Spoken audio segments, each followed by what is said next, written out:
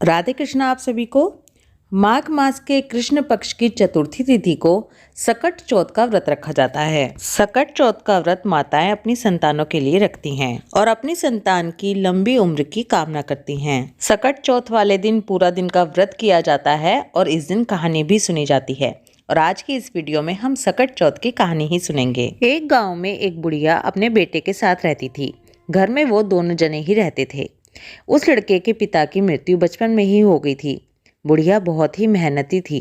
उसने बहुत ही मेहनत करके अपने बेटे को पाला पोसा था। जब से उस बुढ़िया का बेटा बड़ा हो गया था तो वो काम पर जाना शुरू कर दिया था। अब वो काम पर जाता था और बुढ़िया घर को संभालती थी। एक दिन की बात है कि वो बेटा अपने काम पर जा रहा था। तब उसको अड़ोस पड़ोस की औरतों ने रोक लिया और उससे कहने लगी कि बेटा, जब तू काम पे जाता है तो तेरी माँ पीछे से मालपुए बना बना कर खाती है। बेटे ने उन पड़ोसनों की बातों पर विश्वास नहीं किया, अनसुना कर दिया और चला गया। लेकिन अब रोज़ ही ऐसा होने लगा।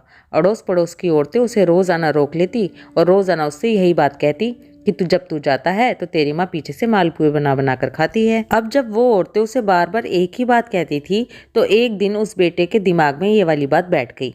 उसने सोचा कि क्यों ना मैं एक दिन छुपकर देखूं, और वो छुपकर बैठ गया। माँ से कहकर गया कि मैं काम पे जा रहा हूँ और बाहर जाकर छुपकर बैठ गया कि देखता हूँ माँ मेरे पीछे से क्या करती है। और वो दिन सकट चौथ का दिन था। अब क्योंकि वो सकट चौथ का दिन था, बुढ़िया ने उस दिन व्रत रखा था और बीच बीच में खाने की तैयारी कर रही थी। बुढ़िया ने उस दिन खीर बनाई, तिलकुट बनाया, पकवान बनाए। बार बार बीच बीच में खाने की सुगंध भी बाहर तक आ रही थी। उस बुढ़िया ने पूरा दिन तो व्रत रखा, सकट चौथ की कहानी सुनी और जैसे ही शाम हुई, चंद्रमा आया तो चंद्रमा को अर्घ दिया और अपना व्रत खोलने के लिए बैठ गई। जैसे ही वो व्रत खोलने के लिए बैठी कि बेटा सामने आकर खड़ा हो गया। माँ कहने लगी, बेटा मैं तो तेरा ही राह देख के खाना खाने बैठी थी। वो कहने लगा कि अब मैं समझ गया, ये सारी अड़ोसने पड़ोसने सच्ची कहती हैं। जब मैं काम पे चला जाता हूँ तुम पीछे से पकवान बना बना कर खाती हो और मुझे रूखा सूखा खाना देती हो। अब वो जो बेटा था वो तो गुस्से से बहुत ही लाल पीला होने लगा। उसकी माँ ने उसे तरह तरह से समझाया, बार बार मिन्नतें की, लेकिन बेटा तो सुन ही नहीं रहा था। कहने लगा, मुझे इस घर में एक मिनट के लिए भी नहीं रहना है, मैं तो आज ही ये घर छोड़कर जाऊंगा। जब इतना समझाने पर भी बेटा नहीं माना तो माँ खूब रोने लग गई। कहने लगी, ठीक है बेटा, अगर तुझे मेरी बात नहीं माननी तो मत मान, चला जा, लेकिन तुझे मेरी एक बात माननी पड़ेगी। बुढ़िया मुट्ठी में तिल भर के ले आई और अपने बेटे के हाथ में दे के बोली कि बेटा ये तिल है, अगर तुझे रास्ते में कभी भी कहीं भी कोई भी संकट दिखाई दे तो इन तिलों को अपने चारों तरफ बो देना, इससे तेरा संकट दूर हो जाएगा। अब बेटा वो तिल हाथों में लेके घर से निकल पड़ा। थोड़ी ही दूर चला कि रास्ते में नदी पड़ी। उसको तो वो नदी पार करनी थी। वो सोचने लगा कि इस नदी को कैसे पार किया जाए। नदी तो ऐसे उफान पर थी कि पूछो मत। वो खड़े खड़े सोच ही रहा था कि इस नदी को कैसे पार किया जाए। तब उसे याद आया कि माँ ने तिल दिए थे और कहा था कि संकट दूर हो जाएगा, चलो माँ की बात को आजमा कर देखता हूँ। तब उसने वहाँ पर बैठा और अपने चारों तरफ तिल बो दिए और प्रार्थना करने लगा कि ये नदी शांत हो जाए। बस उसका तो कहना था, तिल बोने थे और वो नदी बिल्कुल शांत हो गई। उसने बड़े आराम से उस नदी को पार कर लिया। नदी पार करने के बाद फिर चलता रहा। चलते चलते उसे रात हो गई।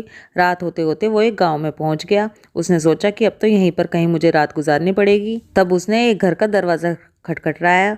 वहाँ पर एक बुढ़िया रहती थी। उसने सोचा कि मुझे यहीं पर एक रात गुजारनी चाहिए। उस बुढ़िया से कहने लगा कि माई, मुझे आज रात को रुकने के लिए आसरा चाहिए, क्या मैं आपके घर पे रुक सकता हूँ? बुढ़िया कहने लगी कि हाँ बेटा, आजा, रुक जा। वो वहाँ पर खाना खा के सोने लग गया।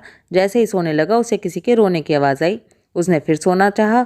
जैसे ही बार बार सोए, बार बार किसी के रोने की आवाज़ आए। तब उसने उठकर देखा तो वो बुढ़िया रो रही थी। अब वो बुढ़िया के पास गया और कहने लगा कि माई क्या बात है, तुम क्यों रो रही हो? वो कहने लगी, ना बेटा कोई बात नहीं है। कहने लगा, नहीं माई, मैं तो तुम्हारे बेटे जैसा ही हूँ, मुझे बताओ कि क्या बात है।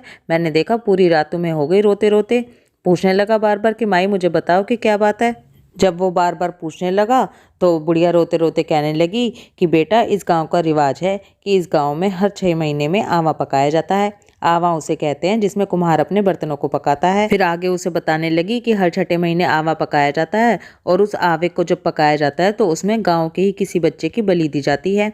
और आज फिर आवा पकाया जाएगा और उसमें आज मेरे बेटे की बलि दी जाएगी, इसलिए मैं रो रही हूँ। ये सारी बात सुन के वो लड़का कहने लगा कि माई माई तुम चिंता मत करो, आज रात को जब राजा के दूत तुम्हारे बेटे को लेने के लिए आएंगे तो तुम अपने बेटे को मत भेजना, मुझे जगा देना, मैं चला जाऊंगा। वो बुढ़िया कहने लगी कि नाना बेटा तू भी तो किसी माँ का बेटा है, ऐसे कैसे भेज दूँ।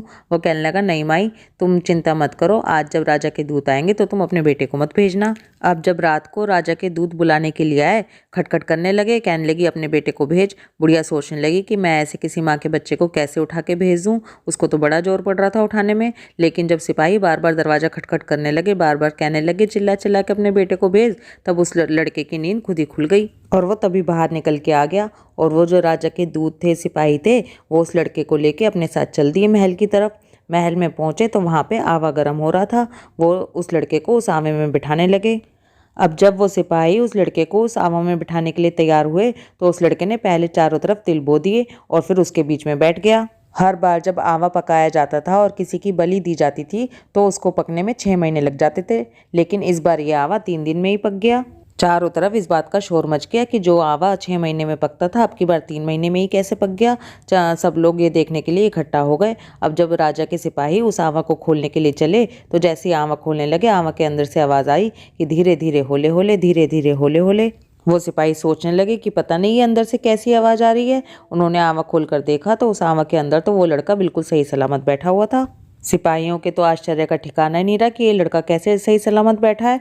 वहाँ तो भैया सारे गांव वाले थे। सिपाही फटाफट से राजा को बुलाकर लाए और सब उससे पूछने लगे कि तुम 3 दिन से आवा के अंदर बैठे हो और तुम बिल्कुल सही सलामत कैसे हो। तब वो लड़का उन सबको बताने लगा कि जब मैं अपने घर से चला था तो मेरी माँ ने मुझे तिल दिए थे और ये कहा था कि जब भी कोई संकट आए तो इन तिलों को अपने चारों तरफ बो लेना। मैंने ऐसा ही किया। मेरे रास्ते में भी जो संकट आया था वो भी तिल बोने से दूर हो गया और यहाँ पे भी मैंने ऐसे ही किया तो ये संकट भी दूर हो गया। ये सब तो मेरी माँ का आशीर्वाद है और इन तिलों की कृपा है, क्योंकि मेरी माँ सकट चौथ का व्रत करती है गणेश जी का, और ये सब गणेश जी की कृपा से ही हुआ है। इतना सब कहने के बाद वो लड़का राजा से कहने लगा कि महाराज आपके जो गांव को, आपके नगर को जो श्राप लगा हुआ था, अब वो भी देखना गणेश भगवान की कृपा से दूर हो जाएगा और आपको इस तरह से बलि नहीं देनी पड़ेगी। उस लड़के की बातें सुन के राजा के तो आश्चर्य का ठिकाना ही नहीं रहा। राजा को उस लड़के की बातें, उसकी माँ का सत, इस जो सब कुछ था, इसको देखकर वो तो बहुत ही खुश हुआ और राजा ने खुशी खुशी अपनी लड़की का विवाह उस लड़के के साथ कर दिया। और इसी के साथ साथ राजा ने पूरे नगर में ढिंडोरा पिटवा दिया कि माघ के महीने में जो सकट चौथ आती है उसका व्रत सभी माताएं करें। उस दिन सकट चौथ पर गणेश भगवान की पूजा करें, कहानी सुने और तिल भूनकर तिलकुट बनाएं। अब वो लड़का खुशी खुशी अपनी पत्नी राजकुमारी के साथ राजा के महल में ही रहने लगा। एक दिन की बात है कि शाम के समय जो वो लड़का था वो महल की छत पे राजकुमारी के साथ घूम रहा था। वहाँ पर ठंडी ठंडी हवा चल रही थी। तब वो लड़का राजकुमारी से कहने लगा कि आज तो इस हवा में मुझे अलग ही सुगंध आ रही है। राजकुमारी कैसे कहने लगी कि कैसी सुगंध आ रही है। कहने लगा आज तो इस सुगंध में मुझे अपने गाँव की याद आ रही है। ऐसा लगता है कि जैसे ये सुगंध सीधा मेरे गाँव से ही आ रही है। ये सुनकर राजकुमारी कहने लगी कि हैं पतिदेव, ये क्या बोला आपने, आपका कोई गांव भी है। वो कहने लगा हाँ हाँ मेरा गांव है, वहाँ पर मेरी माँ रहती है। वो लड़की कहने लगी कि अरे स्वामी, जब आपकी माँ है, आपका गांव है, तो मैं यहाँ पर अपने पीहर में क्यों रहती हूँ आपके साथ। ना मैं तो अब आपके साथ आपके गाँव ही जाऊँगी और मैं तो अपनी सास और अपने पति के साथ अपने गाँव में ही रहूँगी। वो कहने लगा कि नहीं नहीं, तुम तो राजकुमारी हो, तुम वहाँ कैसे रहोगी। कहने लगी नहीं, मुझे अब यहाँ पर नहीं रहना है। मेरी सारी सहेलियाँ मुझे ताने मारती हैं, इसलिए मुझे तो अब अपने गाँव जाना है और अपने सास और अपने पति के साथ वहीं पर ही रहना है। बेटी ये सारी बात कहने के लिए अपने पिता के पास गई। पिता ने खुशी खुशी खूब सारा धन, जेवर, हाथी, घोड़े सब कुछ देके अपनी बेटी और दामाद को गांव के लिए विदा कर दिया।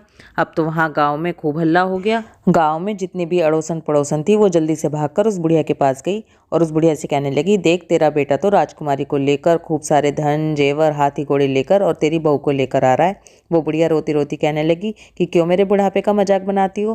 पहले तो तुमने मेरे बेटे को भड़का दिया, मेरे से दूर कर दिया, और अब फिर से मुझसे ऐसा मजाक कर रही हो। वो सब कहने लगी ना हम झूठ नहीं बोल रहे, चाहे तो तू बाहर आके देख ले। अब वो बुढ़िया घर की छत पे गई।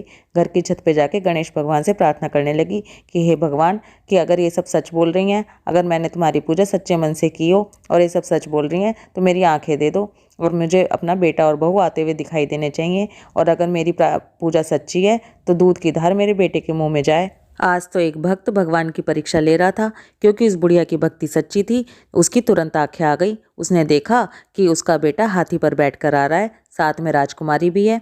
बुढ़िया की दूध की धार सीधा उसके बेटे के मुंह में गई। अब तो दोनों जने घर पर आ गए। बुढ़िया ने अपने बेटे और बहू की खूब आरती उतारी, उनको खूब स्वागत किया, अंदर घर में लिया, बहू को खूब लाड़ लड़ाए।